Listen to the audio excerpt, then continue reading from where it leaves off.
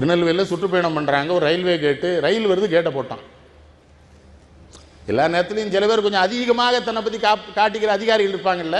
ஒரு காவல்துறை அதிகாரி அவசரமாக ஓடிப்போய் அந்த கேட் கீப்பரை கேட்டை தரங்கிறாரு. இவர் பார்த்துட்டார், இந்த அவனை கூப்பிடுங்கிறாரு. பக்கத்தில் போயிட்டான். என்ன கேட்டை திறக்க சொல்லியா? ஆமாம்.